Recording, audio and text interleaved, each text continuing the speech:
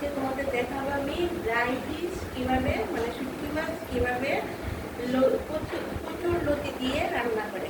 এই দেখো লতিগুলিকে আমি ভালো করে ছুলে নিয়েছি, ছুলে তারপর ভালো করে ধুয়ে তারপর গরম জলে একটু সেদ্ধ করে নিয়েছি, তাহলে লতিগুলো একটু নরম হয়ে গেছে।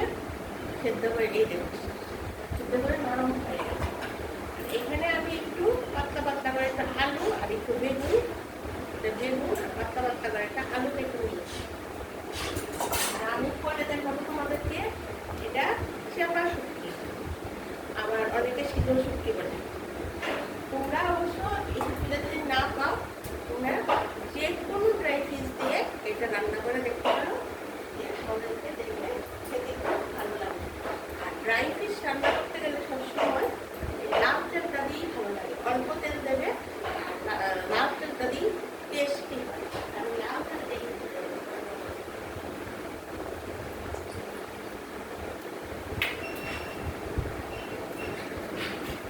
আমি পরে একটু লাল তেলটা দিয়ে দিলাম, তেলটা গরম হচ্ছে। এখানে আমি যেহেতু আমি অল্প সেটা বুঝে তোমরা পেঁয়াজটা নিও। এখানে আমি মিডিয়াম সাইজের দুটো পেঁয়াজ পেস্ট করে নিয়েছি, সঙ্গে দিয়েছি আস্ত একটা রসুন। মাছের মধ্যে রসুনটা একটু বেশি লাগে, আস্ত একটা রসুন দিয়েছি চুলে, আর এই করে পেস্ট করে নিয়েছি পেঁয়াজের সাথে। আর আমি একটা গুঁড়ো লঙ্কা দিয়ে করবো। তোমরা যদি কেউ মনে করো অল্প ঝাল খাও কাঁচা লঙ্কা দিয়েও খেতে পারো, তবে কি ড্রাই ফিশটা শুকনো গুঁড়ো লঙ্কাটা দিয়ে টেস্টি হয়। আর যদি মনে করো একটু শুকনো লঙ্কা বেটে দেবে সেটাও দিতে পারো। আমার গরম হয়ে গেছে। এই দেখো চেপা মাছটাকে আমি চেপা শুকিটাকে শুকি মতো ভালো করে ধুয়ে নিতে। তো তোমাদের কাছে যে শুকনো মাছ থাকবে সেটা দিয়ে করতে পারো। সেটা আমি গরম তেলে আমি দিয়ে দেবো। তেলটা গরম করতে গরম তেলে দিয়ে দেবো না যায় এই পেঁয়াজ আর রসুনটা তাহলে শুধু তেলের মধ্যে শুকিটা দিলে দেখবে একদম পুরে পুরে চলে যায়। এটাও দিয়ে দিলাম পেঁয়াজটা। আর দিচ্ছি আমি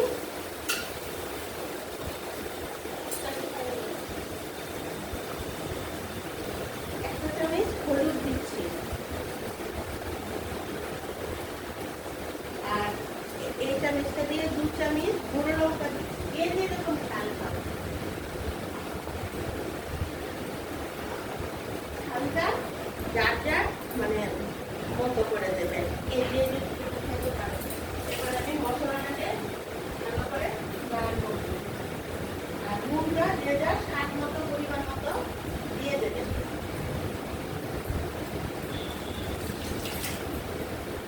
এবার আমি কি করবো, এই মশলাটার সঙ্গে এই কচুর লতিটাও দিয়ে দেবো, যেটা সিদ্ধ করে দিয়েছি আমি। আর এই আলু, যেহেতু আমি কচুর লতিটা সিদ্ধ করেছি তাহলে তো শুকিটা তাড়াতাড়ি হয়ে যাবে, তার জন্য আমি একটা আলুটাকে ফাটিয়ে নিয়েছি। হ্যাঁ, আলুটাকে একটু ফাটিয়ে নিয়েছি, কারণ আজকালকার আলু তো সেদ্ধ হয় না, আলুটাকে আমি একটু সিদ্ধ করে নিয়েছি।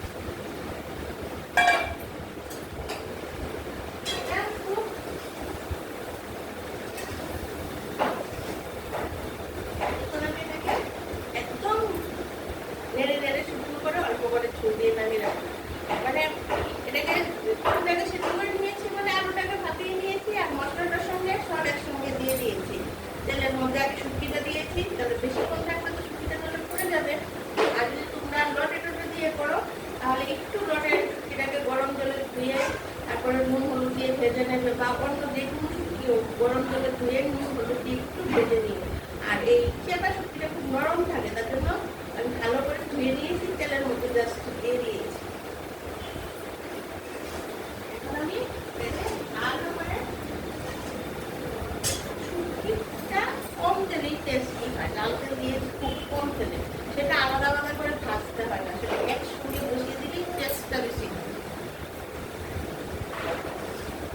কিন্তু এই চেপা শুটকিটা ছাড়া অন্য যে কোনো শুটকি একটু তেলের মধ্যে ভেজে নিতে হয়, আগে গরম করে দিয়ে নাহলে আবার বাজে গন্ধ।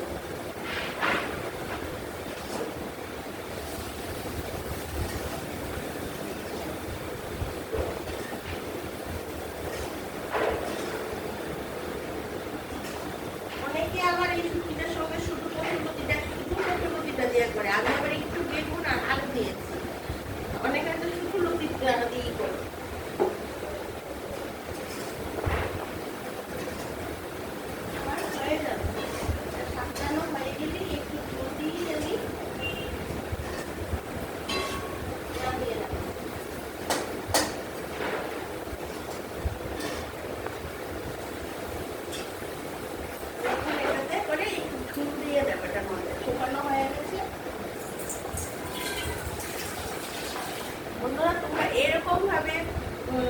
মানে ঝুলটা দেবে, শুকনো শুকনো করে নামাবে। আর যদি তোমরা কেউ মনে করো যে আলাদা করে আলু মোটা ভাজবে, সেটাও দিতে পারো, কিন্তু একসঙ্গে তো হয়ে যাচ্ছে।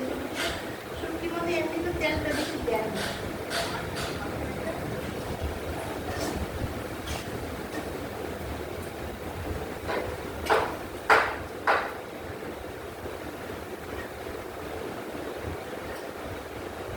তাড়াতাড়ি হয়ে যায়, যেহেতু আমি আলুটা সিদ্ধ করে নিয়েছি, তাড়াতাড়ি হয়ে যায়।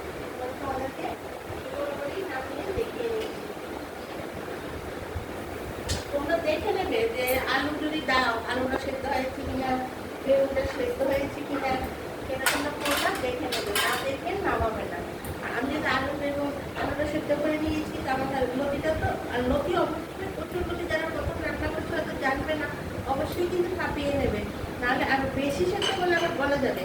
এই জলটা ফেলে দেবে, নাহলে কিন্তু গলা গলা চুলকা দেবে।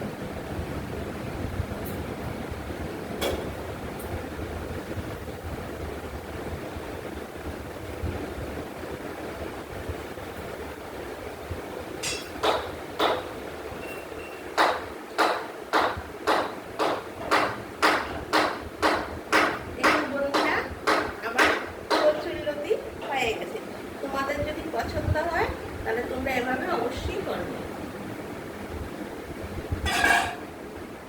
সবসময় মনে রাখবে, শুটকি মাছে পেঁয়াজ রসুন ছাড়া অন্য জিরে ধনে সব কিচ্ছু দেয় না। পেঁয়াজ রসুন নুন হলুদ এসব দিয়েই করে।